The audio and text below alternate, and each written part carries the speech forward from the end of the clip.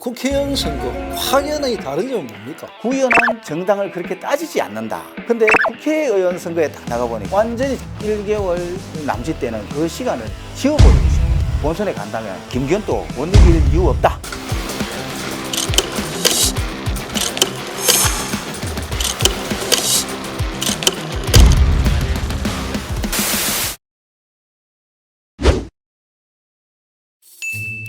그냥 편안하게 오시면 된다고 해서 진짜로 편안하게 왔어요. 분위기나 이런 인터뷰 내용이나 약간 긴장되기도 하고 떨리기도 하고 뭔가 좀 재미있을 것 같은 그런 분위기가 있네요. 안녕하십니까? 박성진 세 글자에 대한 소개 좀. 이름 미친 박성진, 남구에 미친 박성진, 울산시를 제대로 발전시킬 더불어민주당 국회의원 후보 박성진입니다. 울산 출생이고요. 효문초등학교, 울산제일중학교, 울산공업고등학교, 울산전문대학 군생활 3년을 빼면 모두 울산에서 나고 자라고 성장하고 57년 동안 살고 있는 울산 터줏대감 박성진입니다.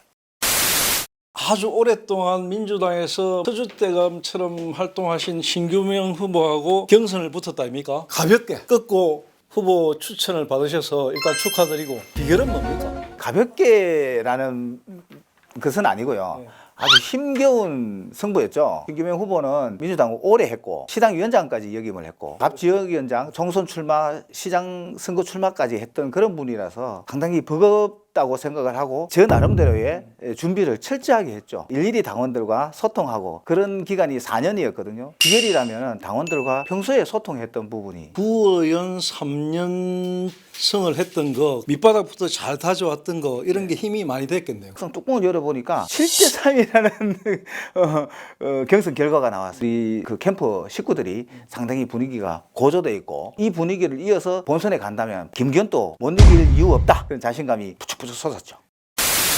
구의원 선거 3번, 3년성을 했죠, 그죠? 국회의원 선거 확연히 다른 점은 뭡니까? 사실은 뭐 구의원 선거 때 2006년도에 제가 처음 입문했는데 신정 1, 2, 3, 4, 5동 5개 동에서 3명을 뽑는 3인 선거구제였거든요. 그래서 운 좋게 3등으로 그때 특거리에 당선돼서 임기 시작 후에 했던 게 환경미화원, 5일간 환경미화원 체험했던 게 첫 시작이었다라고 생각을 하고요. 그렇듯이 이제 굉장히 지역을 다져왔는데 구의원은 사실은 그렇게만 해도 주민의 선택을 받을 수 있고 주민분들이 알아주시는데 구의원은 정당을 그렇게 따지지 않는다. 근데 국회의원 선거에 딱 나가보니까 완전히 정당 선거입니다. 제가 아무리 잘해도 지역에 가보면 야, 너 구의원 때는 내가 너 찍어줬는데 국회의원 나오니까 너 정당 때문에 민주당이라서 못 찍어준다. 이런 말씀들을 하시더라고요. 박성진이 잘했으면 어느 당에 있든 잘하는 사람을 뽑아줘야 되지 않겠나. 울산 같은 정세에서는 듣는 이야기가 있을 거거든요. 박성진, 니는 마음에 드는데 이재명 민주당 이거 좀 거북스럽다. 거기에 대해서 어떻게 답하실까요? 당연히 그렇게 말씀하시는 분들도 계시죠. 근데 사실은 뭐 국민의힘 역시도 마찬가지일 테고요. 국민의힘 어떤 후보가 있다. 그럼 당신은 마음에 드는데 윤석열 대통령이 마음에 안 들어서 못 찍어주겠다. 이런 답도 있지 않겠나. 그런 부분들은 어떻게 그냥 외면합니까? 아니면 적극적으로 좀 설득을 하려고 노력하십니까? 그 상황에 따라서 다르죠. 시간이 좀 넉넉하게 있으면 적극적으로 해명도 할 부분에 해명을 해야 되고 아시다시피 그만큼 검찰을 동원해서 소위 말하는 탈탈 털었는데도 혐의가 나왔냐. 그렇다면 딱 떠오르는 게 하나 있는데 선거 일주일 남았습니다. 선거 일주일 남았는데 조금 차이가 있어요. 상대 후보하고 이제 좀 따라가야 돼. 그런 상황에서 이재명 대표 남구 을에 모시고 와가지고 시장 쫙 돌면서 바람 한번 일으키고 싶다. 이런 생각이 들 것 같습니까? 안 들 것 같습니까? 충분히 오실 수만 있다면 제가 모셔서 바람을 한번 이렇게 달라. 오겠다 하면 모셔야죠. 예. 박 후보님도 이제 정치 생활 하시면서 정당을 좀 여러 번 왔다 갔다 하신 것도 있다 아닙니까? 안철수하고 한번 인연이 됐던 적이 있죠. 안철수하고 조금 연결됐던 부분이 있는데 그런 부분이 당시 정치 인생에서 어떤 소회가 드는지. 사실은 제가 정치를 하면서 말씀대로 한 길만 걸어온 것은 아닌 것은 분명한 것이고 1개월 남짓 되는 그 시간을 정치생에 제가 제일 후회를 하고 지워버리고 싶어요. 그 정도로 제가 후회스러운 그런 길을 걸어왔다. 안철수는 지옥이다. 그렇게 정리하면 되겠네요. 그죠?